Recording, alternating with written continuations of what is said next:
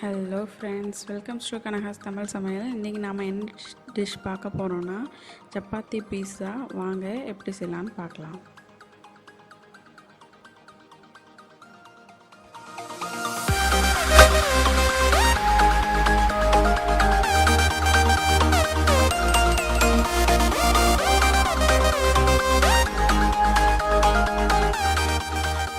பீஸா செய்கிறதுக்கு தேவையான பொருட்கள் பார்க்கலாம். சீஸ் துருவினது எடுத்துக்கோங்க, கொத்தமல்லி, மிளகாய், காஞ்ச மிளகாயை நான் அது மாதிரி குறைன்னு அரைச்சி வச்சுருக்கேன். ஒரு 10 மிளகாய் போல் எடுத்துக்கோங்க. தக்காளி 2 தக்காளி விதையெல்லாம் நீக்கிட்டு இது மாதிரி க்யூபாக கட் பண்ணி வச்சுக்கோங்க. குடைமிளகாய் இல்லை நிறைய வெரைட்டிஸ் இருக்குது. நான் இந்த க்ரீன் கலர் எடுத்திருக்கேன். உங்களுக்கு பிடிச்ச கலர்ஸை நீங்கள் யூஸ் பண்ணிக்கலாம். இதையும் இந்த மாதிரி க்யூபாக கட் பண்ணிக்கோங்க.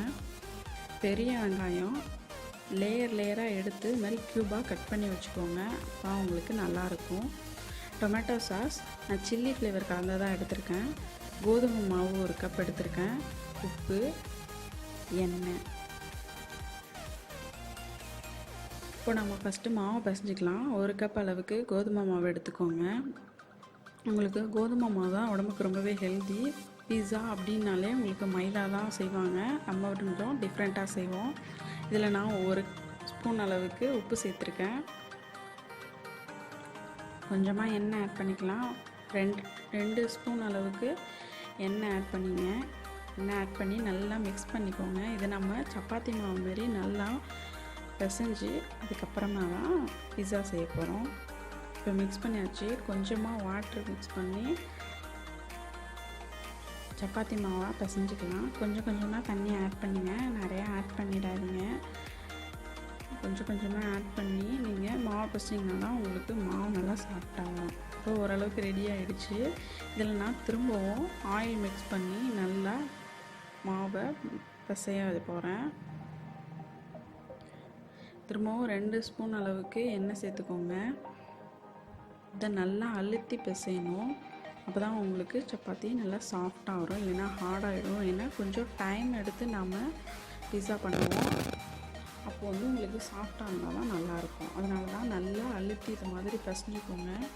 பிசைஞ்சு 1 hour போல் ஊற வச்சுட்டு அதுக்கப்புறமா நீங்கள் செஞ்சிங்கன்னா உங்களுக்கு நல்லாவே சாஃப்டாக வரும். இப்போ இது 1 hour ஊறட்டும். நல்லா ஊறிடுச்சு. இப்போ நாம் சப்பாத்தி பண்ணுறதுக்கு பால்ஸ் ரெடி பண்ணிக்கலாம்.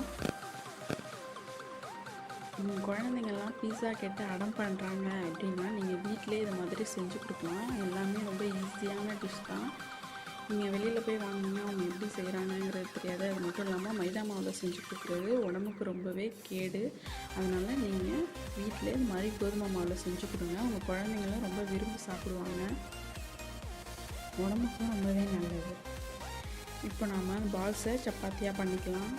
கொஞ்சமாக நான் கோதுமை மாவு எடுத்துருக்கேன். அதில் லைட்டாக டிப் பண்ணிவிட்டு சப்பாத்தி கல்லில் இழைக்கலாம். நீங்கள் வந்து சப்பாத்தியை ரொம்ப நைஸாக போடக்கூடாது, கொஞ்சம் தின்னாக போட்டுக்கோங்க. ஏன் அப்படின்னா நம்ம இதை வந்து ஒரு 10 minutes போல் பீஸா செய்யும்போது வைப்போம். அப்போ வந்து உங்களுக்கு எப்படி இருக்கும்னா ரொம்ப ஹார்டாகிடும், முடன்னு வரும் சப்பாத்தி. அதனால் நீங்கள் கொஞ்சம் திக்கான லேயராக வச்சுக்கிட்டீங்க அப்படின்னா உங்களுக்கு ஈஸியாகவும் இருக்கும், சாஃப்டாகவும் இருக்கும். அதனால தான் சொல்கிறேன். இப்போ கல் சூடாயிடுச்சு. நம்ம சப்பாத்தியை போட்டுக்கலாம். ரொம்ப நல்லா சப்பாத்தி மாதிரி வேக விடக்கூடாது. ஒரு பக்கம் மட்டும் லைட்டாக வெந்துருச்சுன்னா நம்ம பீஸா ரெடி பண்ணிடலாம். அதனால் கொஞ்சம் பார்த்து பண்ணுங்கள்.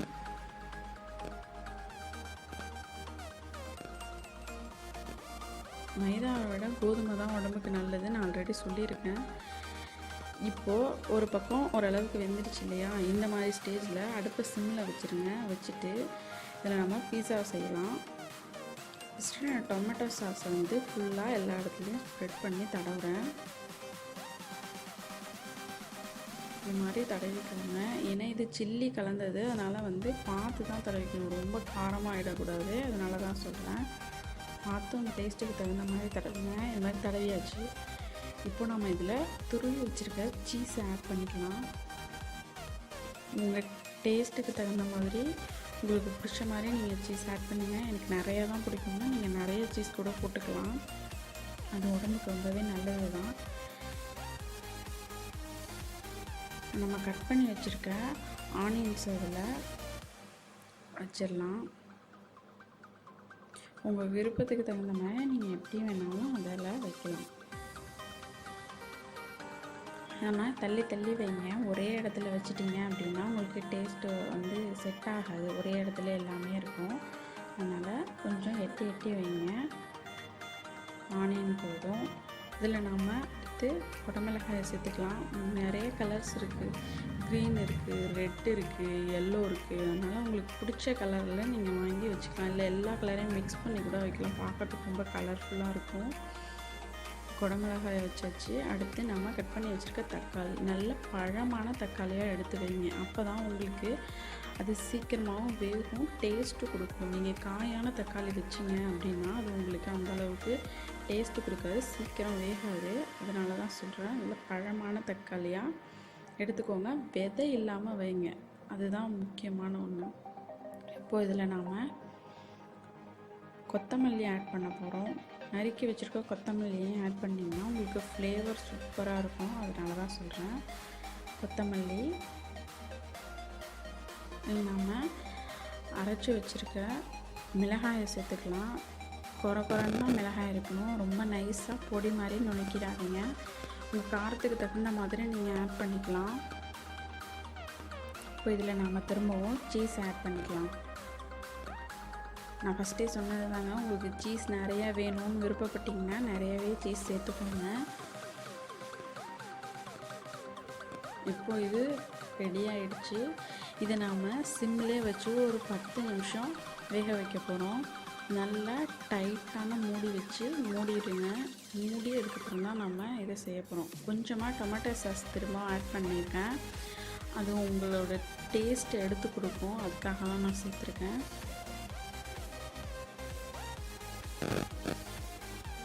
இப்போ இது ரெடி. இதை நம்ம க்ளோஸ் பண்ணிடலாம். ஒரு 10 நிமிஷம் வெயிட் பண்ணுங்கள். சீஸ்லாம் நல்லா மெல்ட் ஆகி ஆனியன்லாம் வேகணும், அதுக்காக தான்.